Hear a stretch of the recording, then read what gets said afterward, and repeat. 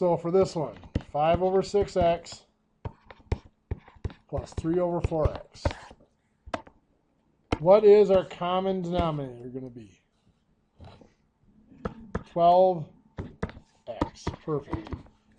What's this going to become? 10. Good. And this one will be 9. So we add 10 and 9, make 19 over 12x.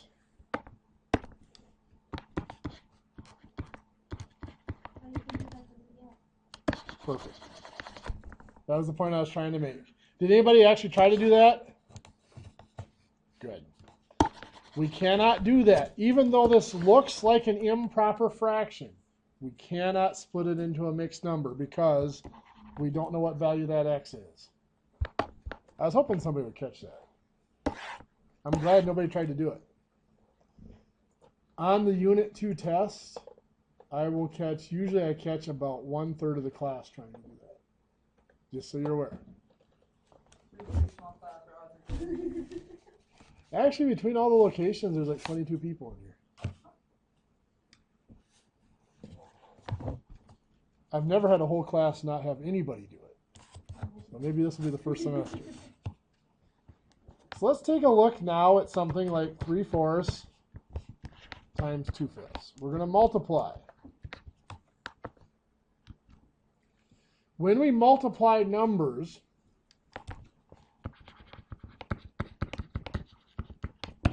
and divide, of course, first thing is we don't need the same name.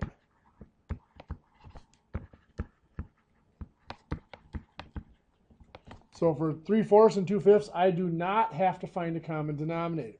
Not necessary. Second, not only do I combine the counts, but I also combine the names.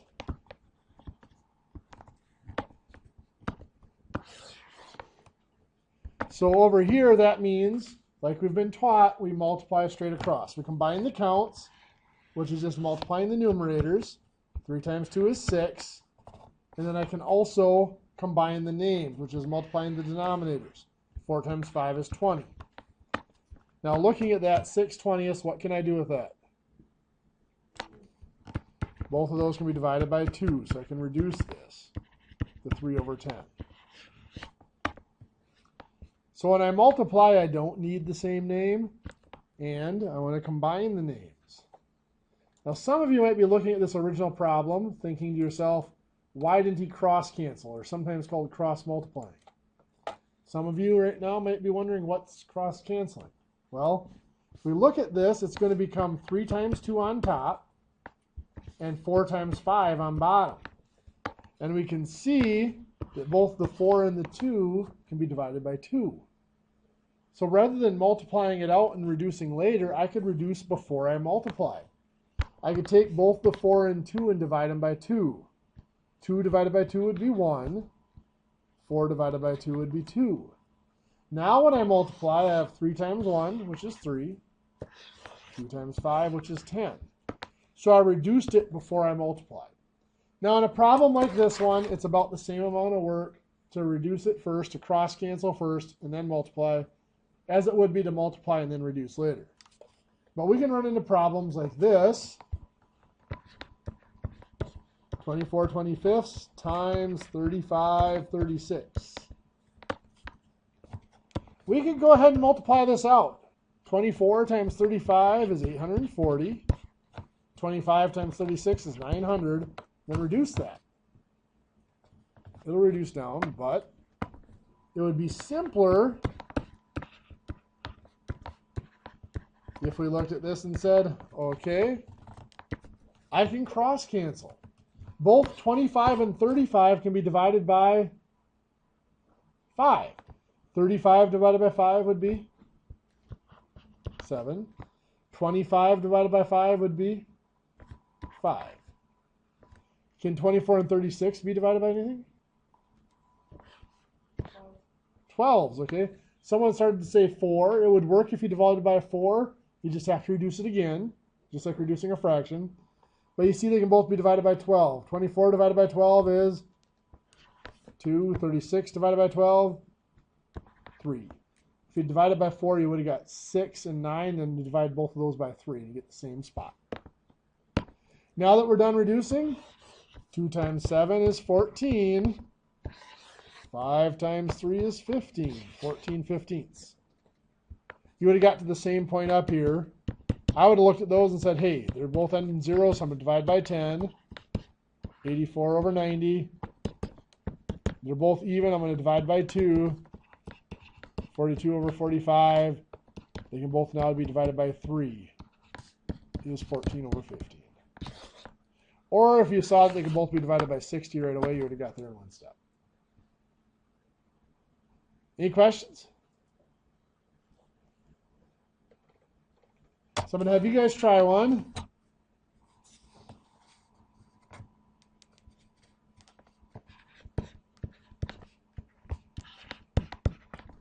Three-fourths times 2/3. See what you come up with there.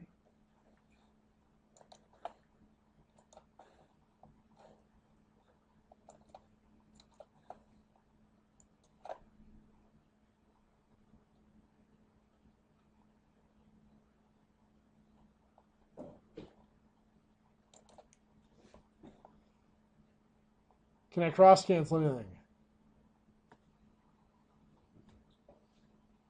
Well, 3's can both be divided by 3. 3 divided by 3 is 1 in both cases. Anything else? 4 and 2 can both be divided by 2. 2 divided by 2 is 1. 4 divided by 2 is 2. 1 times 1 is 1. 2 times 1? 2. So 1/2.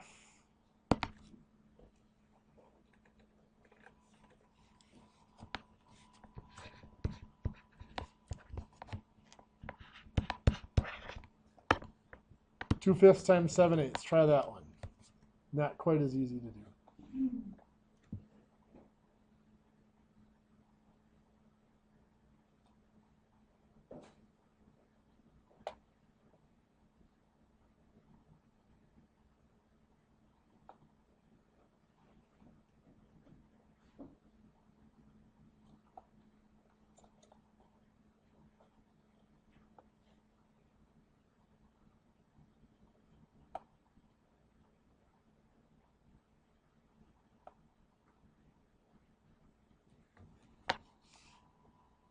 So 2 and 8 can both be divided by 2 to give me 1 and 4.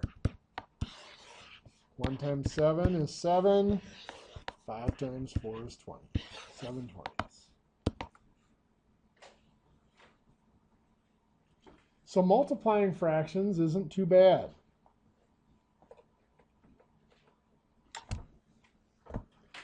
How about dividing fractions?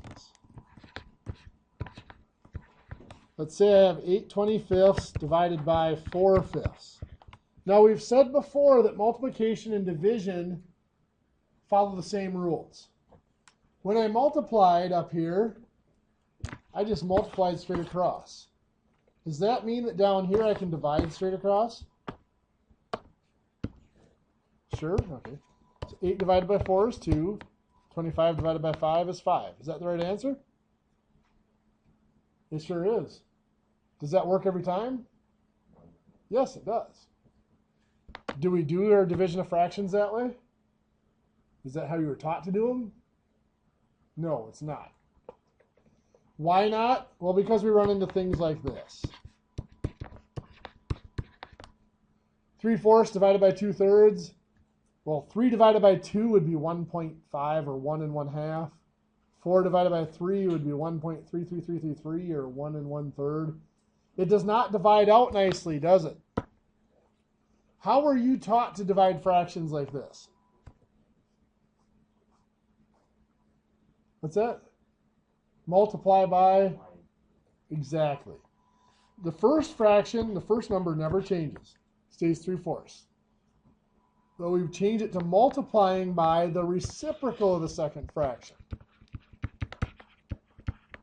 A reciprocal is found by exchanging the numerator and denominator. Flipping it over, in other words. So 2/3 becomes 3/2, 3 over 2.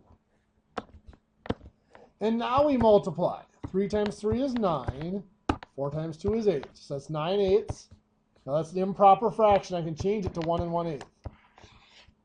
No variables, so I can make that into an improper fraction, or into a mixed number. Believe it or not, what we just did here came from this process. Let me show you how. The old way of dividing fractions looked something like this. If I had 3/4 divided by 2/3. First thing we did was we looked at the fraction we're dividing by. Now, you don't have to write this down. I'll never make you do this. This is just a little math history to understand why we multiply by a reciprocal. First of all, we make sure 2/3 is fully reduced. The number we're dividing by is fully reduced, and it is. So now we take the numerator times the denominator. 2 times 3 is 6. Now we are going to rename the first fraction, the 3/4, using the 6. So we're going to multiply by 6 over 6. What's that become? 3 times 6 is 18. 4 times 6, 24. Now we saw last week that when we multiply the numerator and denominator of a fraction by the same number, it changes the appearance but not the value. 18/24 is the exact same value as 3/4. So now continuing, now we divide by the 2/3. 18 divided by 2 is 9. 24 divided by 3 is 8. 9/8 or 1 1/8. Just like we had over here. Well, how did we get from this mess to multiplying by a reciprocal? Not as far of a leap as you might think. We look at what we did here. We had 3/4 times 6 over 6 divided by 2/3. At some point, somebody looked at this and realized if we stretch our order of operations a little bit, if we do this division before we multiply, 6 divided by 2 is 3. 6 divided by 3 is 2. What we will always get here is just this fraction flipped over. So they made up the name reciprocal. And then this is done. Well, all that's left is to take the 3/4 times that. So they define the reciprocal, and then division becomes multiplying by the reciprocal. So when we are multiplying by the reciprocal to divide fractions, all we're doing is skipping a whole bunch of steps in this process. We're still going to do it that way, but it's sometimes nice to know where it comes from.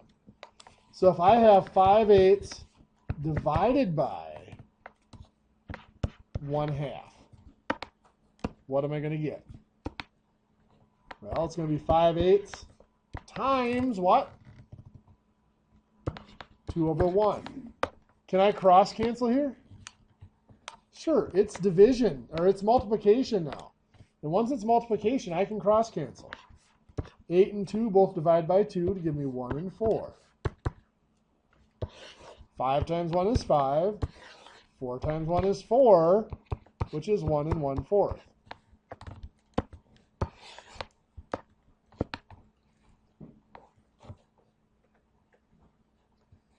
Notice we've been getting results here that are bigger than what we started with. Remember, we discussed this back with whole numbers. Division is the repeated subtraction. So 20 divided by 5 was asking how many times can I subtract 5 from 20? Look familiar? So 20 divided by 5 was 4 because I can subtract 5 4 times before I hit 0. Well, the same thing here. Since 1/2 is smaller than 5/8, I can subtract 1/2 from 5/8 once with a little bit left over. That 1/4 is saying I can subtract a little bit more than once. If I have 2/3 divided by 5/6, am I expecting, first of all, which is larger, the 2/3 or the 5/6? 5/6 is larger. So what that means is that this number is going to get smaller. I'm dividing by a bigger number. So this is going to be, it's not going to get smaller, but it's going to be less than 1. Because I can't subtract 5/6 from 2/3. So I'm going to go ahead and I'm going to do 2/3 times what? 6/5. Then what? Perfect. 3 and 6 both divide by 3 to give me 1 and 2. 2 times 2 is 4. 1 times 5 is 5. 4/5.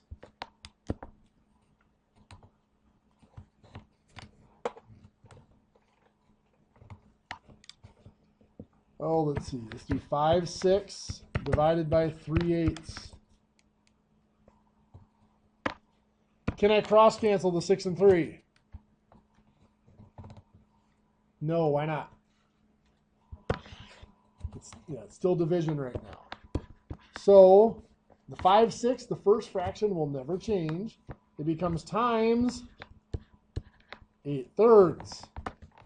Now I can cross cancel. What can reduce?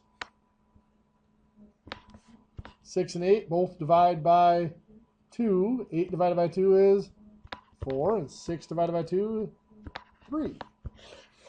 5 times 4 is 20. 3 times 3 is 9. Of course, that is an improper fraction. Again, since there's no variables, I can reduce that to a mixed number. 9 goes into 20 twice, with how much left over? 2. So 2 and 2/9. Remember, if you don't remember how that works, it's numerator divided by denominator. 20 divided by 9. 9 goes into 20 twice. 2 times 9 is 18. There are 2 left over. So that's 2/9 left. Any questions?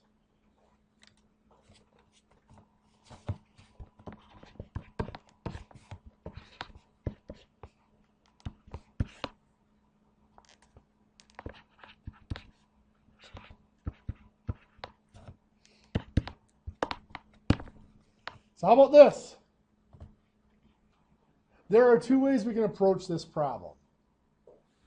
Probably the easiest way to do it is just to multiply it out and reduce it. So we're multiplying, so we're going to combine the numerators. Then we're going to combine the denominators. So on top, 3x times 5y. What's that going to become? You got it. 3 times 5 is 15. X times y is just xy. On bottom, 8y times 6x squared is going to be? Perfect. 8 times 6 is 48. Y times x squared is just x squared y. Now, reducing the numbers, 15 over 48, both of those can be divided by 3. 15 divided by 3 is 5. 48 divided by 3 is 16. Can that be reduced any further? No. So that's 5/16. Where's my x going to go? Bottom with a power of 1, or just the x. The larger power is on bottom, the squared. That's x to the 1 on top. 2 minus 1 is just 1. What happens to the y? Cancels out. It's gone. Y divided by y is 1, so it cancels out. So my answer is just 5 over 16x.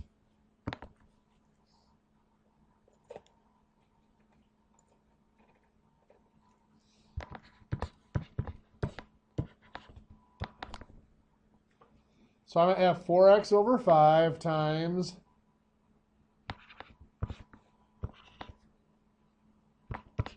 3 over 8y.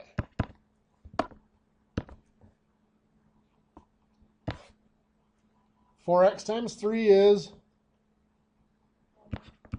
12x. 5 times 8y, 40y. Can I reduce the numbers? Yes, 12 and 40 would reduce to 6 and 10, and can still reduce to 3 over 5.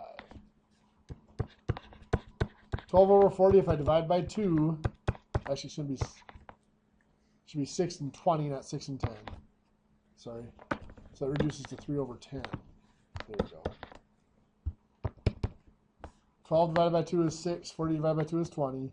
Can still be divided by 2 to give me 3 and 10. So 3 over 10, how about the variables?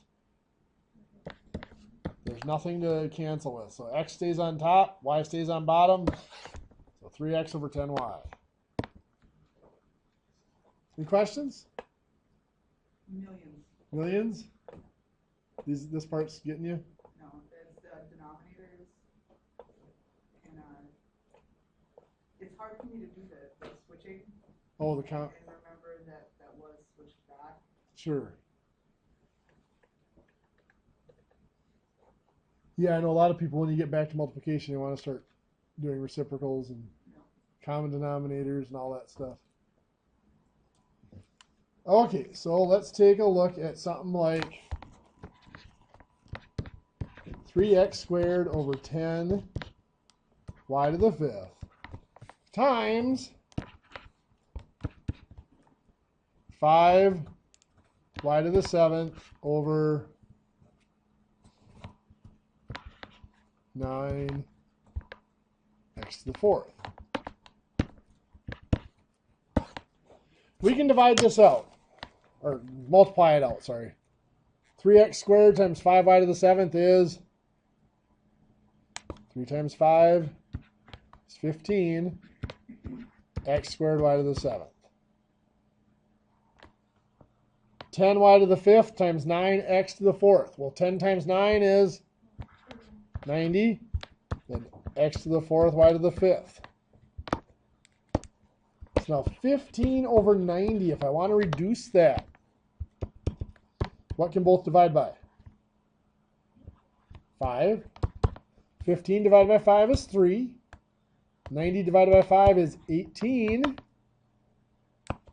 Both of those can still divide by 3. 3 divided by 3 is 1. 18 divided by 3 is 6. So my answer, I have 1 over 6. Where's my x go? Bottom with a power of 2. Bigger one was on bottom. 4 minus 2 is 2. So x squared on bottom. Where does y go? Top with a power of 2. Bigger power was on top. 7 minus 5 is 2. Now I don't really need the 1 up there now, do I? So it's y squared over 6x squared. This would be a good one to use as an example of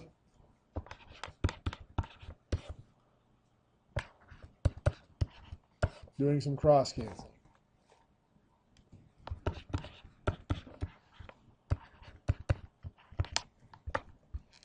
Rather than multiplying it out and reducing later, you could cross cancel.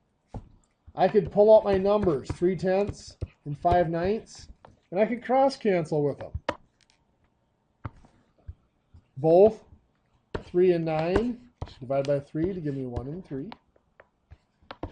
Both 10 and 5 divide by 5 to give me 1 and 2. 1 times 1 is 1, 2 times 3 is 6. So it gives me 1 over 6. I still have to do the variables though. X squared, y squared on top. Y to the 5th, x to the 4th, or x to the 4th, y to the 5th on bottom. And then reduce. So 1 and 6, x squared. I must have switched something here, didn't I? Nope. Y to the 3rd. So it's 1 over 6x squared y to the 3rd. I'll put a y second here instead of y seventh. That's okay. You get the picture. Here's a case where I had to keep the 1 in the numerator because everything else up there canceled out. Any questions? Too many to ask? Don't know which one to ask first? They get better as you try some on your own. Let's look at a few more examples and then we'll call it our night.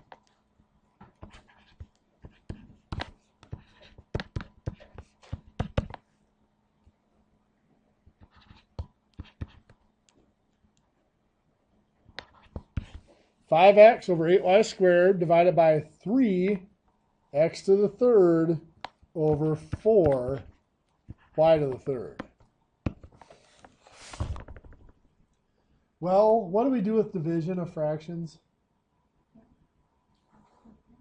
Yeah, we change it into multiplying by the reciprocal.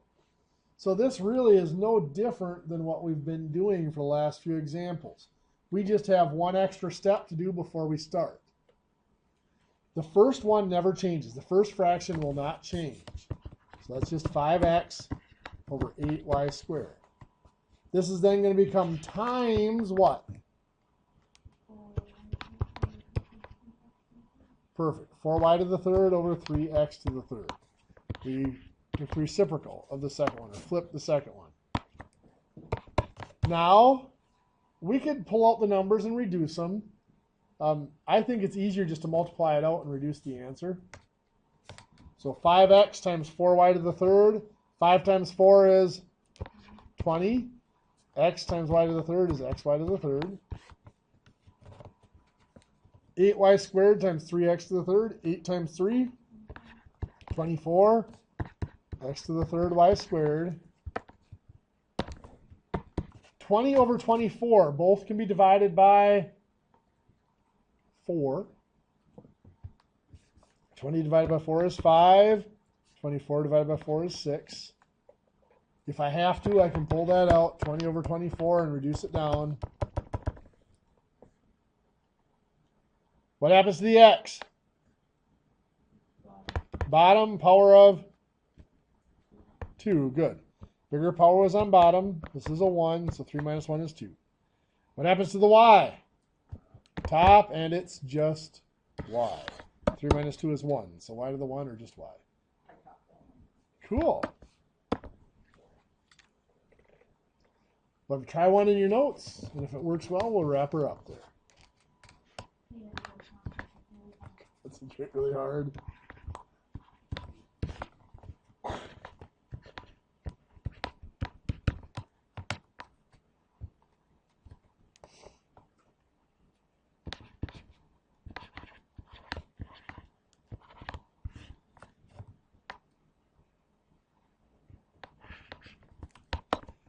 Try that one in your notes. What's our first step? Reciprocal. So the first fraction doesn't change. It becomes times what? 9 over 4b squared a to the third. Good. What do we get on top? 7 times 9 is 63. A to the 7th. What do we get on bottom? 3 times 4 is 12.